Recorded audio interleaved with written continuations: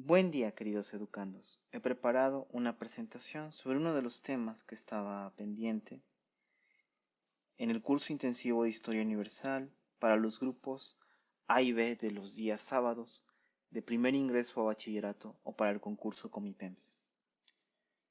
Este tema no es del todo nuevo, vimos sus generalidades en el curso de Historia de México. Antes de iniciar, me gustaría comentar un par de cuestiones relacionadas con las condiciones que estamos enfrentando e inminentemente relacionadas con la pandemia.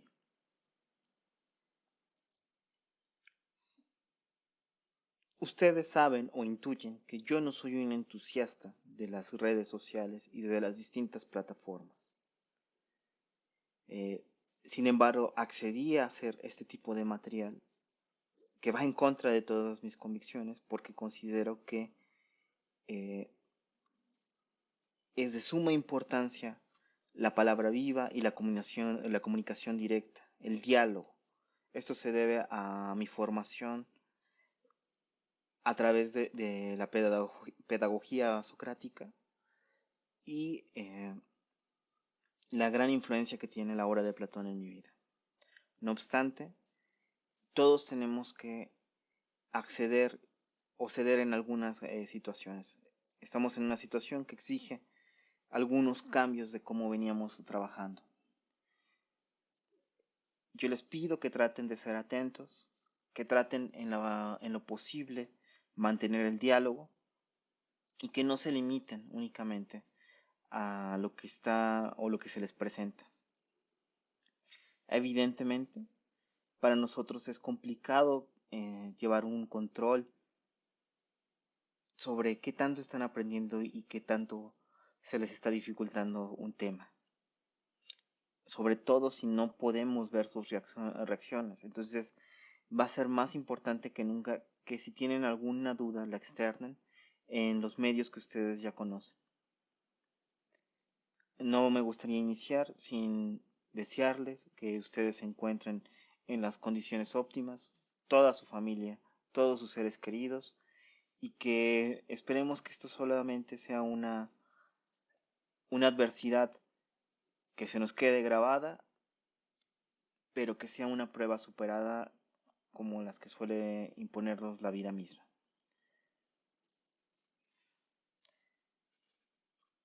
Les agradezco de antemano su atención y bueno, voy a dar inicio a las siguientes diapositivas. A continuación, lo que tenemos en pantalla es una lista de características del Renacimiento. Esta lista la vimos previamente en el curso de Historia de México. Debe estar entre sus apuntes. Para quienes hacen apuntes, evidentemente. El primer tema, el antropocentrismo, lo vamos a ver en un discurso de Giovanni Pico de la Mirandola.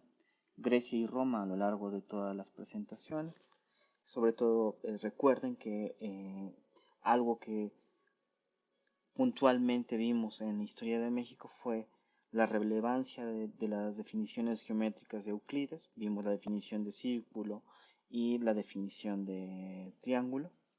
El humanismo también va a estar presente en estas diapositivas, especialmente con unas frases de Marsilio Ficino. La belleza es parte esencial de todo el Renacimiento y va a estar presente en alguna manera en la mayoría de las diapositivas que vamos a ver a continuación.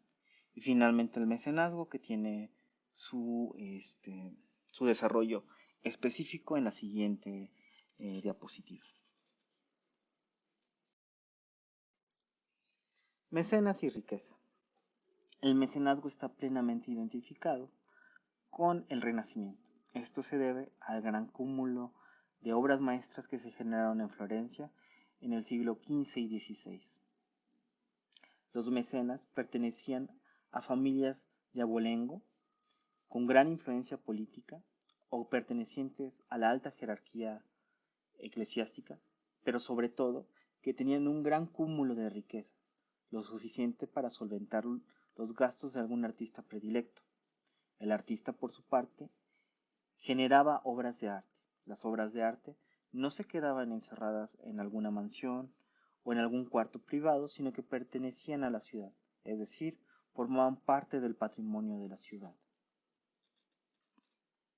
Por su parte, los artistas ponían un gran empeño en obtener los mejores mecenazgos, los más prestigiosos.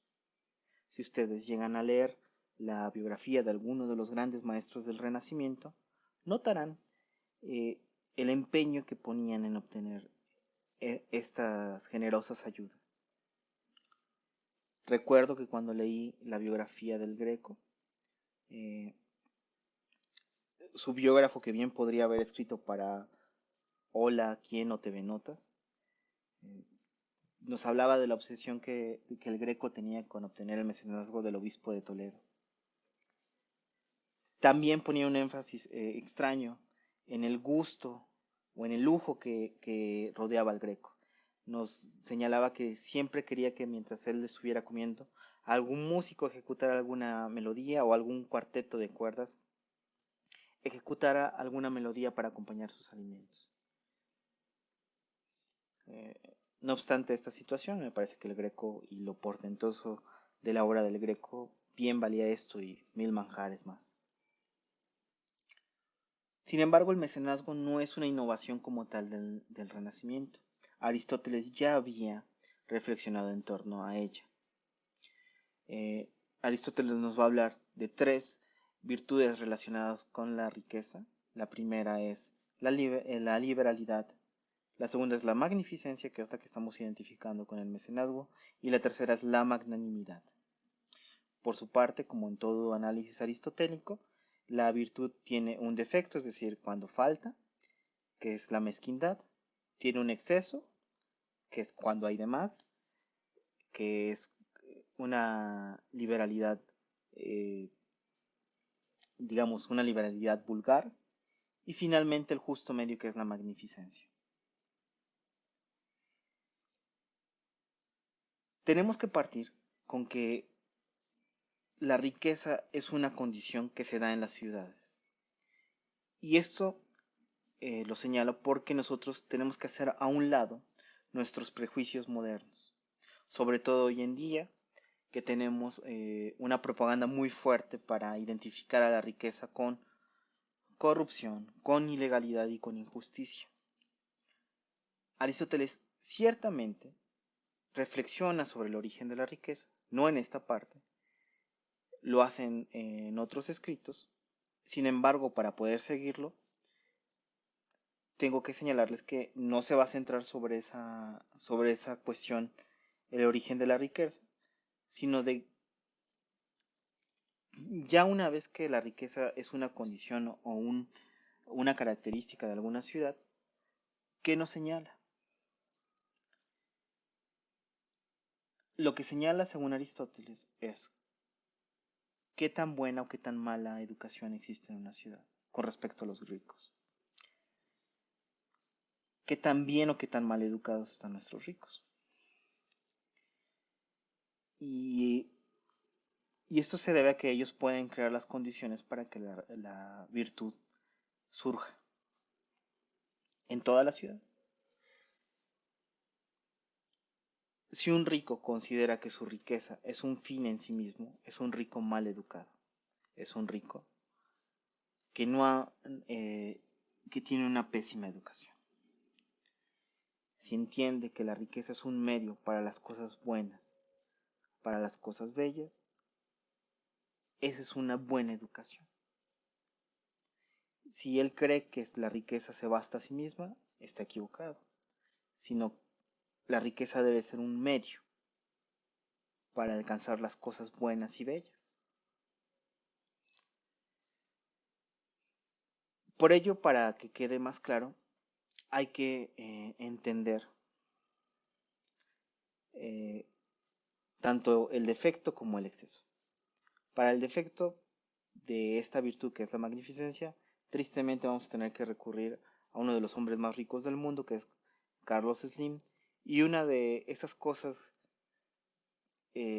tristes que hizo en México, específicamente en la Ciudad de México.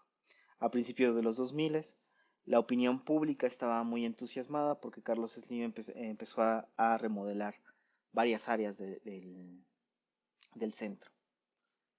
Empezó por los lugares donde había algún Sambors o algún edificio de Telmex.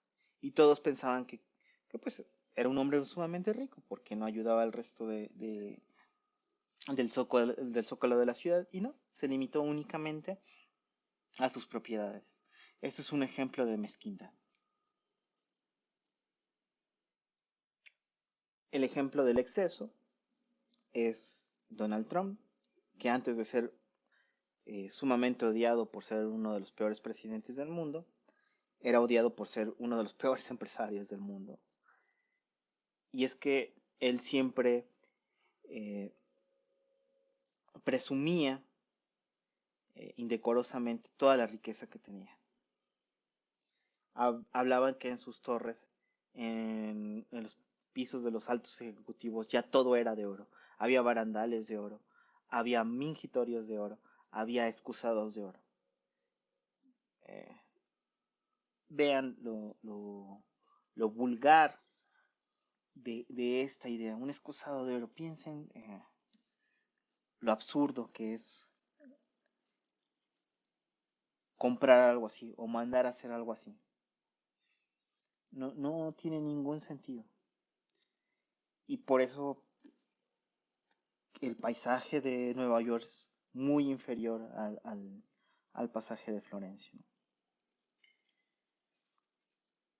Y bueno, está la magnificencia, que en este caso es Florencia. Yo lo que les pido es que busquen foto de las calles de Florencia.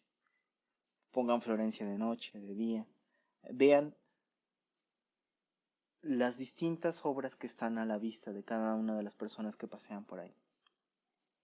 Eh, y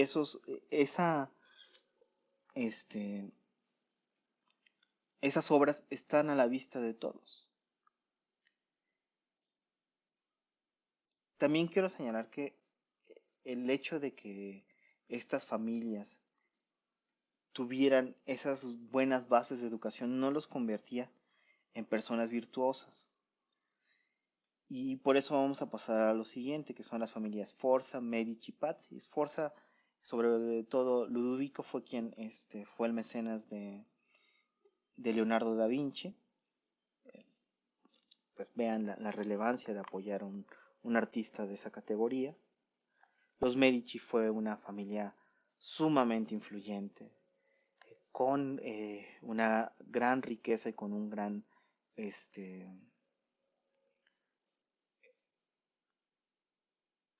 con una gran cantidad de años formando eh, la alta jerarquía florentina, y la familia Pazzi, que en algún momento llegaron a tener una rivalidad con los Medici. Todo se debió eh, a un problema con una herencia. Dentro de la imagen también les pongo los emblemas de estas tres familias para que los observen. Son muy interesantes. Y el emblema rojo que está justamente de mecenas y riqueza es el emblema de Florencia. Para los que gustan el fútbol, pueden identificar este emblema en el escudo de la Fiorentina.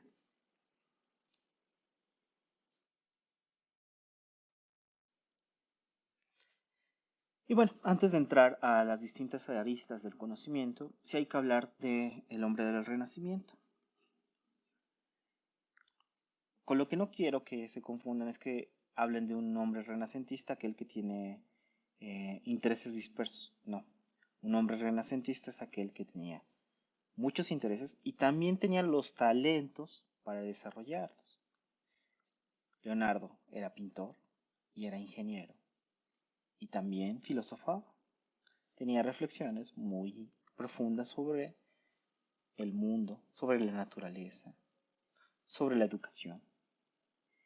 Eh, entonces, normalmente, cuando se refieren a hombres renacentistas, no están hablando de un hombre con muchos intereses, sino con muchos talentos para desarrollar esos intereses. Eso quiero que les quede claro. porque Leonardo va a ser el paradigma del hombre renacentista, el ejemplo más recurrente, pero no va a ser el único.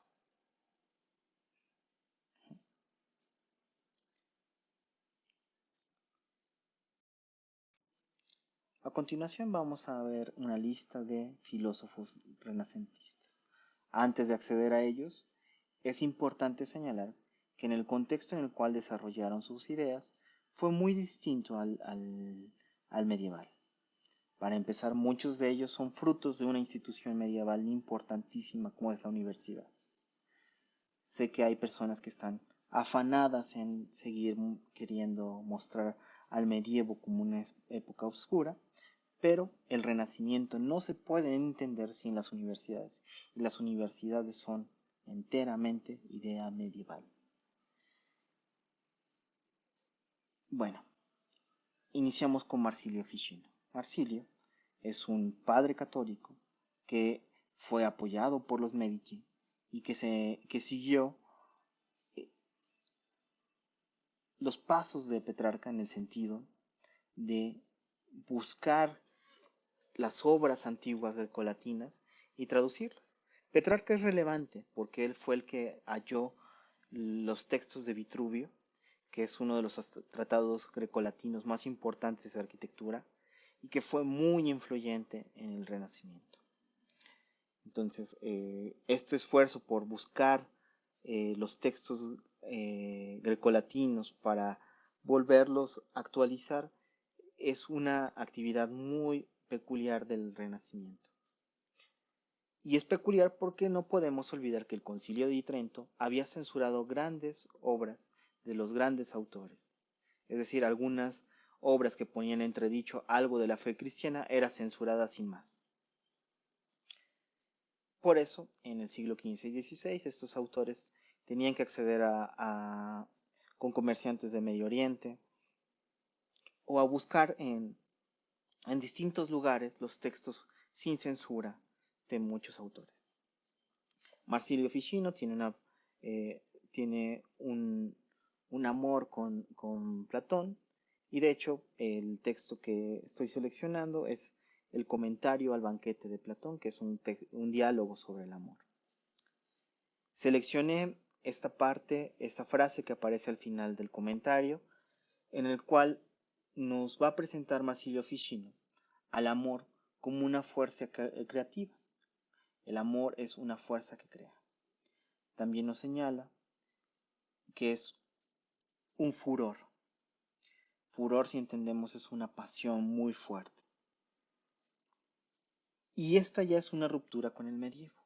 Si nosotros pensamos cuál es la idea amorosa del medievo, pensamos el, el hombre valiente que enfrenta su fe, que enfrenta todos todas las adversidades que el destino le ponga de frente y que lucha contra ellas. Si quieren ver algún ejemplo, pues está Amadís de Gauda o el Caballero del Cifar.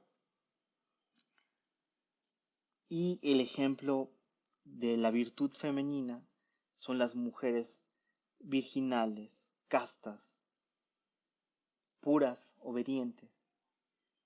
Porque esto es muy importante.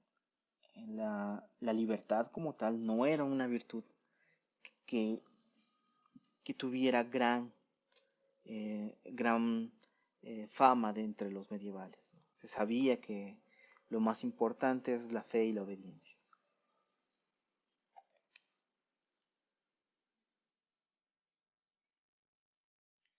Por eso esta frase nos dice que el estudio, piedad y culto no son otra cosa que amor, es decir, son fuerzas creativas. Para que sean auténticas tienen que ser de esta manera. Lo que le da sentido al andar del hombre en esta vida es el amor, pero el amor no como el amor carnal y vulgar que piensan las personas, sino el amor como una fuerza creativa. Entonces, entender al hombre como esta fuerza amorosa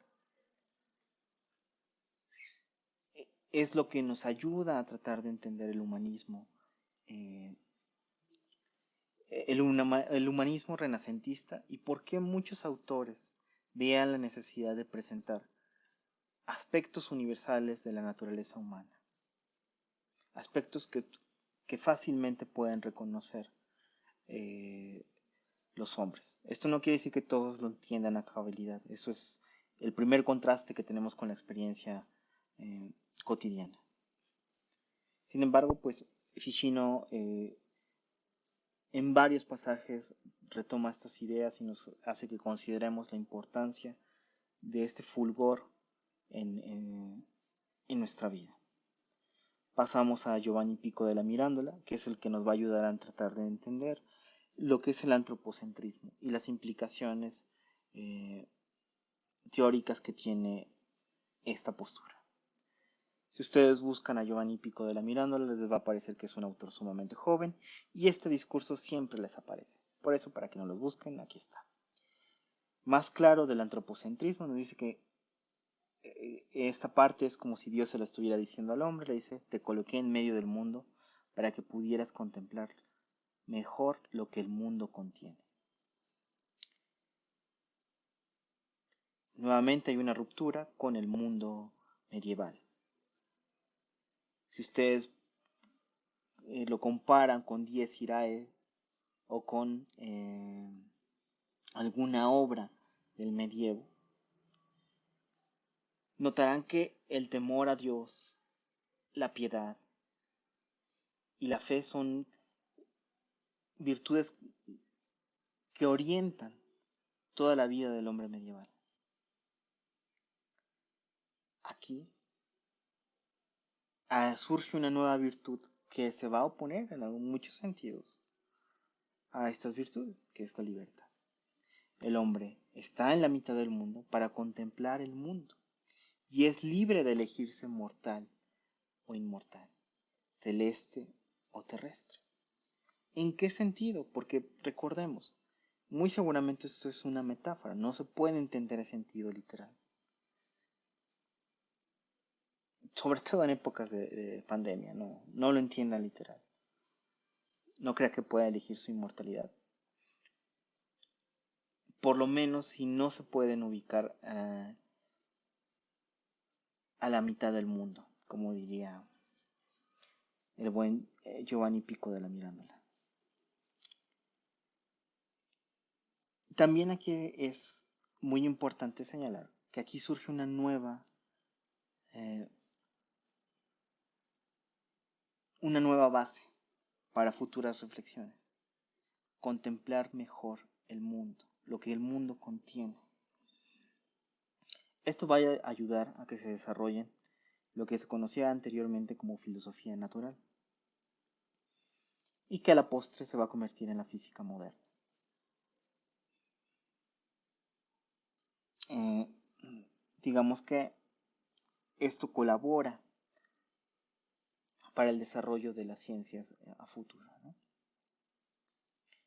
Y bueno, también evidentemente influye en las obras del Renacimiento.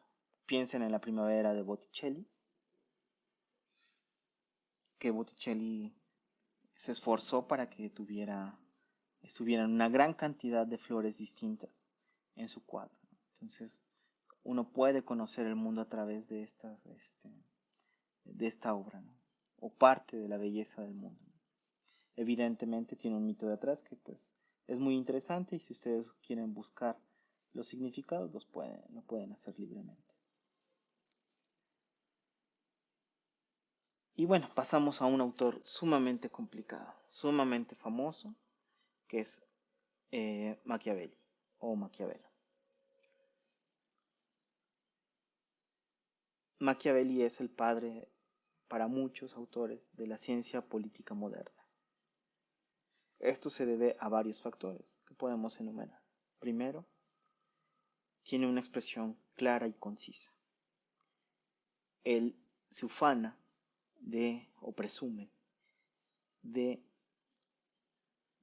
tener una expresión lo suficientemente sencilla para que lo entienda quien los tienen que entender y se muestra como una herramienta útil, con consejos muy claros sobre cómo ejercer el poder.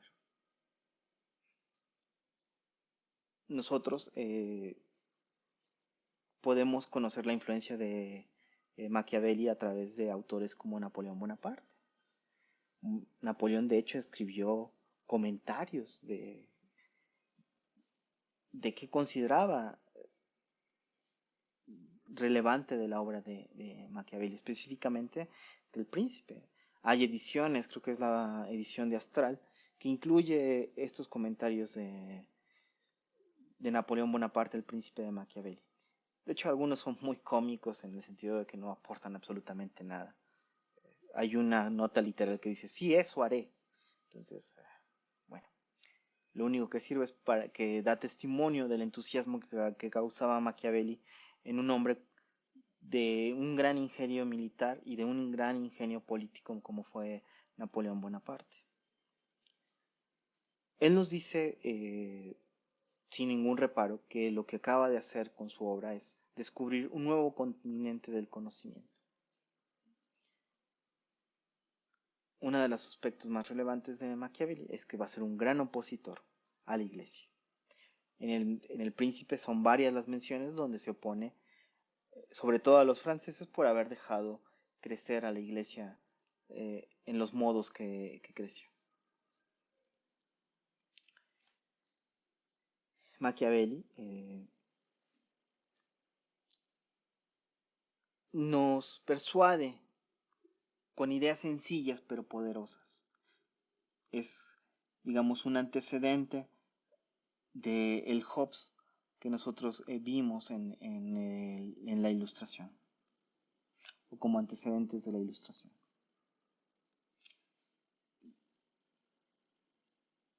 Él no nos va a decir que todos los hombres son malos por naturaleza, eso ya lo dice Hobbes.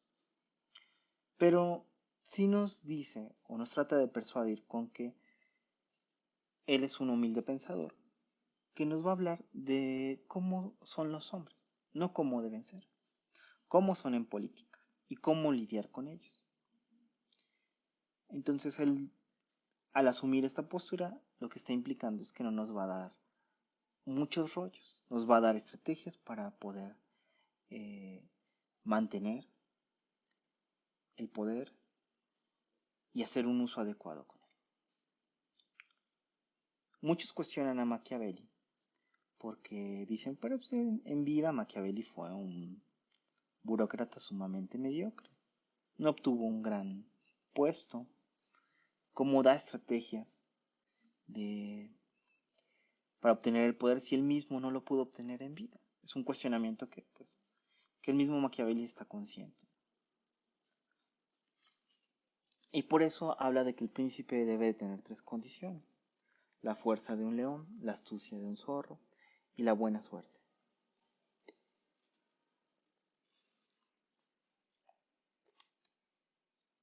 Eh,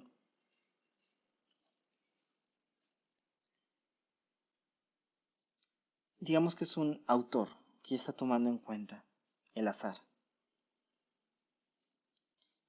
Y en ese sentido podemos pensar que quizás él no tuvo el azar adecuado que le permitiera obtener el poder que él quería. Eso sí creemos que al poder que está aspirando Machiavelli era un buen puesto en el gobierno.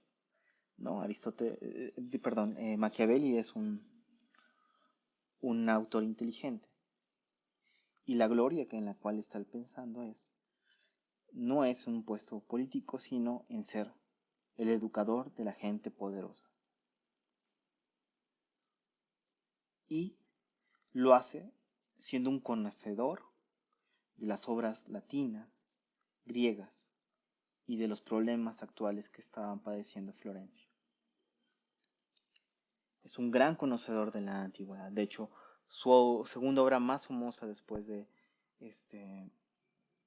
Príncipe son los discursos sobre las primeras décadas de Tito Livio, que es el historiador romano que vimos en Roma, en el desarrollo de Roma.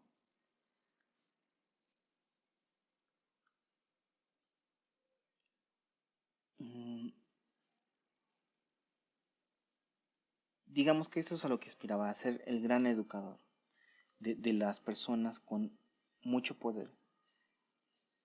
Por eso tenemos que acceder a su pensamiento con muchas reservas. Primero, no nos está hablando a nosotros, porque nosotros, salvo que alguien me sorprenda que es un heredero escondido de alguna dinastía perseguida, la mayoría de nosotros no es una persona influyente y con acceso a un poder significativo en esta ciudad. Y sí es importante señalar eso. Él no esperaba ser popular entre los intelectuales. Él quiere ser leído por las personas adecuadas. Y por eso él quiere demostrarle que con su retórica y con sus estrategias, no solo las personas pueden obtener el poder, sino que lo pueden mantener. Una de las críticas que más se le hace a Machiavelli es, ciertamente se puede considerar que descubrió un nuevo continente, pero no cualquiera puede habitar ahí. Ahí donde el temor es más,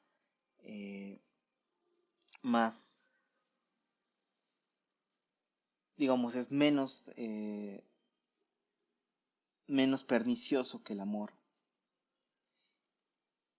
Y ahí donde eh, no te puedes esmerar mucho en ayudar a alguien, porque si tú ayudas a que alguien obtenga el poder, vas al mismo tiempo de que lo ayudes, te estás hundiendo, ¿no?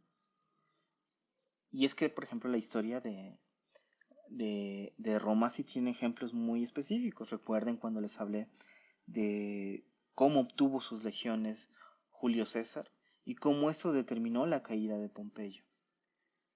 Entonces,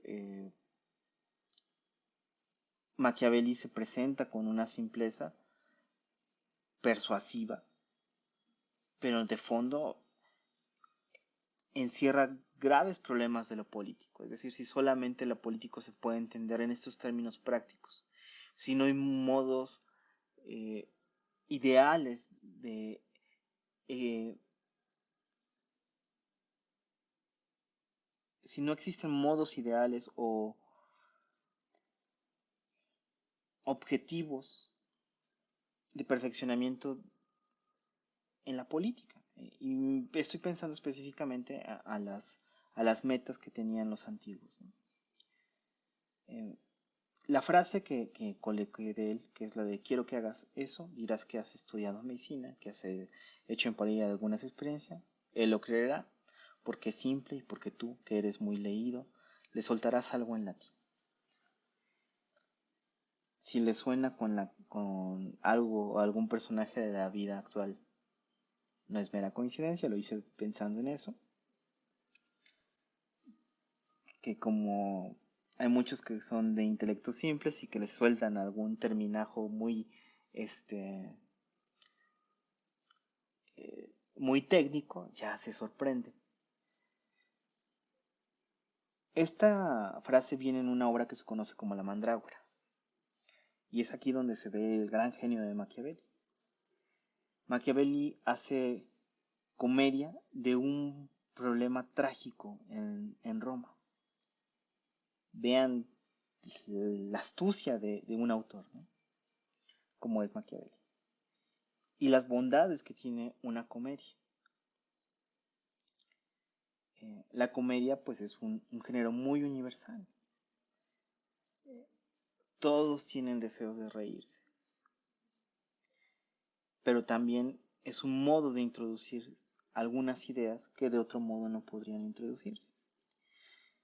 Recuerden el pasaje que les conté de Lucrecia, con Colatino y Sexto Tarquino.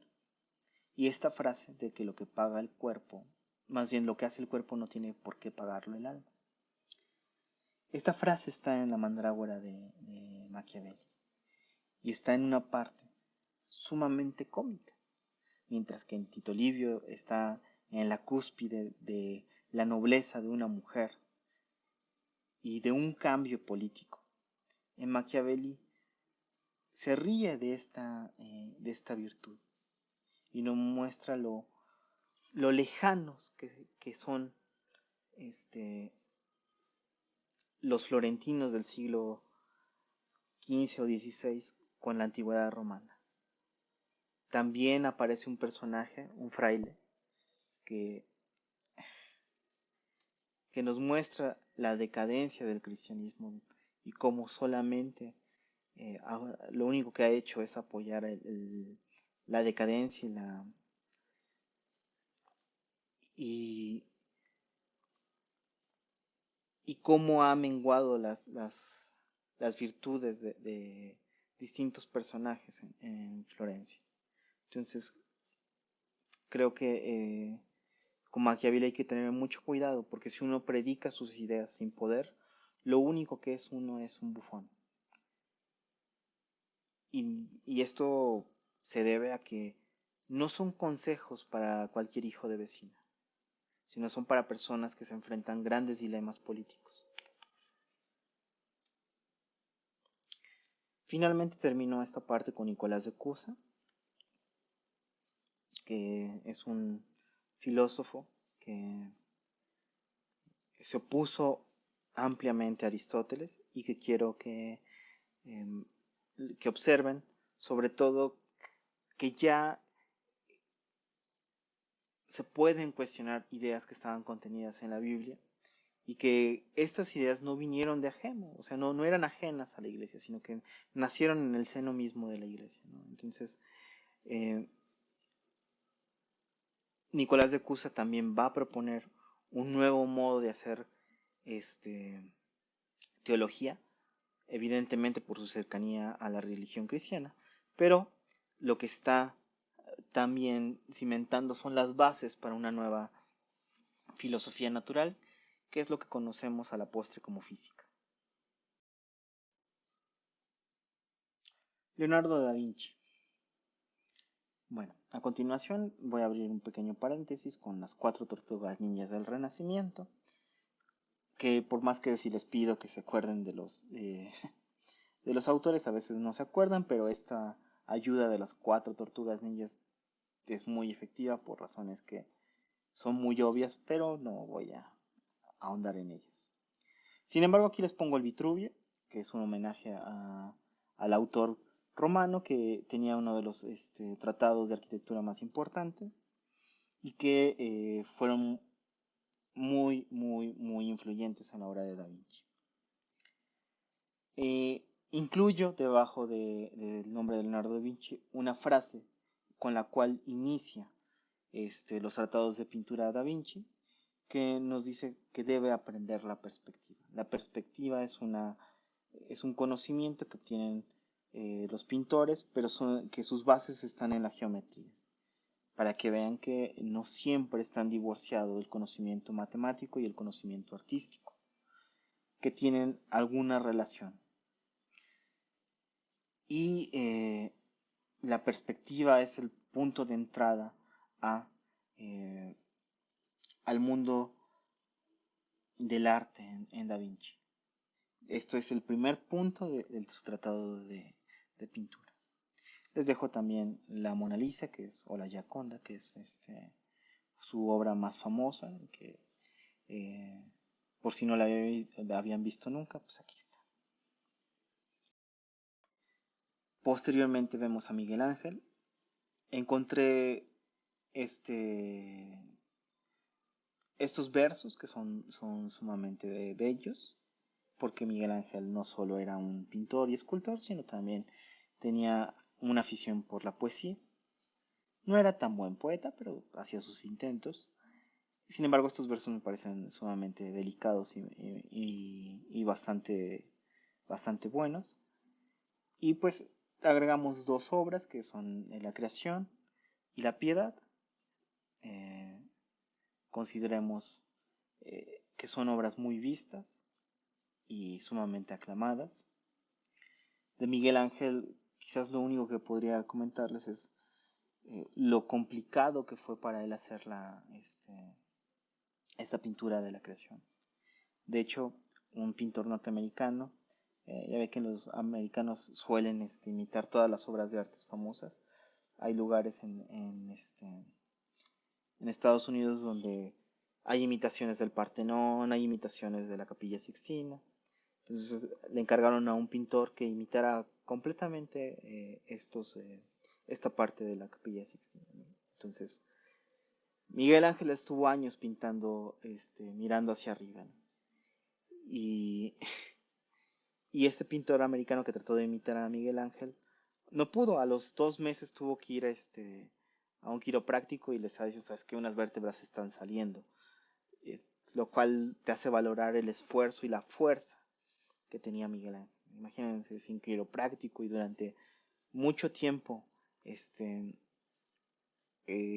haciendo los frescos en la Capilla Sixtina.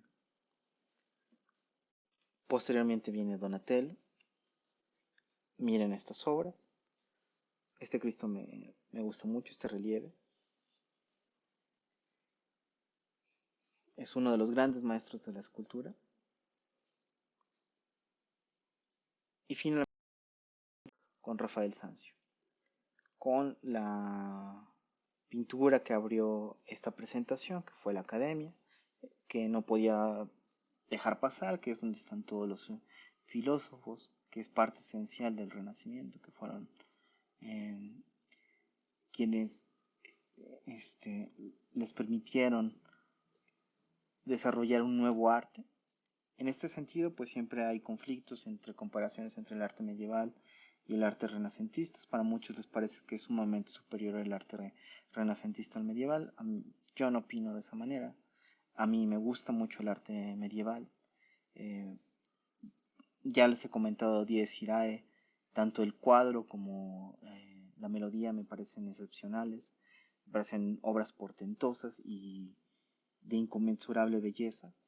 Sin embargo, el arte en el Renacimiento es un arte eh, que es universal y que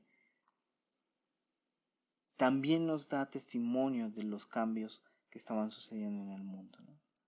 Es un mundo que está en plena transformación y creo que por eso es pertinente terminar con la transfiguración de Rafael de Sanzio. Y bueno, finalmente, y bueno, aquí lo que tenemos en pantalla es un cuadro de autores, obras y disciplinas.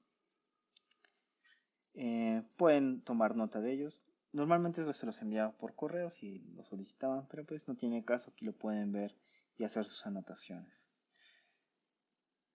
Bueno, me despido, les agradezco la atención, la paciencia, créanme, tardé muchísimo en generar esta presentación porque la tuve que repetir una cantidad incontable de veces porque me interrumpían, porque me trababa, porque se me iba el hilo temático. No obstante, pues reitero mi agradecimiento por su paciencia, quienes han llegado aquí, escuchándolo completo, evidentemente no saltándose hasta el final. Les deseo lo mejor, que ustedes se encuentren en óptimas condiciones, todos sus seres queridos, y les anuncio que habrá una siguiente presentación que va a ser sobre la revolución industrial para que tan pronto la tenga preparada, pues ya hagan sus anotaciones adecuadas. Muchas gracias y les reitero que estén muy bien.